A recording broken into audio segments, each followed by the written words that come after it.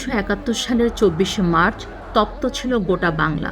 আলোচনার টেবিলে তখনও চলছে পাকিস্তানি শাসক গোষ্ঠীর টালবাহানা। সকাল থেকে ধানমন্ডির ৩২ নম্বরে জনস্রোত, সবার চোখে মুখে একটাই প্রশ্ন, আর কতদিন?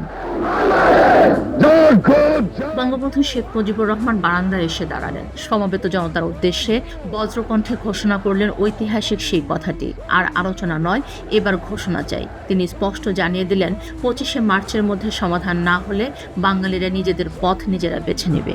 বঙ্গবন্ধু যেন বুঝতে পারছিলেন সামনে ঘোর অমানিশা, তাই উচ্চারণ করলেন, আমি চূড়ান্ত সংগ্রামের নির্দেশ দেওয়ার জন্য বেঁচে থাকবো কিনা জানি না, আপনারা সংগ্রাম চালিয়ে যাবেন। কিন্তু বাংলার মানুষকে আর আমরা পরাধীন থাকতে দেব না। যখন ঢাকায় আলোচনার নাটক চলছে, তখন ঢাকার বাইরে রক্ত ঝরানো শুরু করে দিয়েছে পাকিস্তানি জান্তা। উত্তরের শহর সৈয়দপুরে সেনাবাহিনী আর বিহারিরা মিলে মেতে ওঠে নারকীয় উৎসবে। কুন্দুল, গোলাঘাট আর বোতলাগালি গ্রাম ঘেরাও করে চালানো হয় নির্বিচার গুলি। মুহূর্তে নিভে যায় ১০০টি প্রাণ, আহত হন হাজারেরও বেশি মানুষ।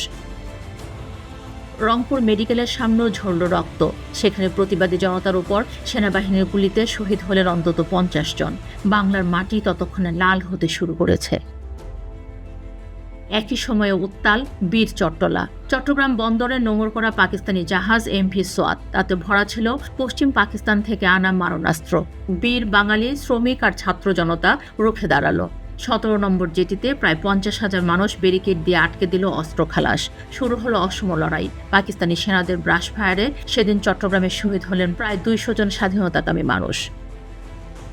ঢাকার মিরপুরেও তখন আগুন জ্বলছে। সাদা পোশাকে পাকিস্তানি সেনারা বিহারিদের সাথে নিয়ে বাঙালিদের উপর হামলা চালাচ্ছে। জোর করে নামিয়ে দেওয়া হচ্ছে স্বাধীন বাংলার পতাকা। অন্যদিকে ঢাকা টেলিভিশন কেন্দ্রে শুরু হলো অন্য এক বিদ্রোহ। পাকিস্তানি সেনাদের দুর্ব্যবহারের প্রতিবাদে বাঙালি শিল্পী ও কলাকুশলীরা একযোগে কাজ বর্জন করলেন।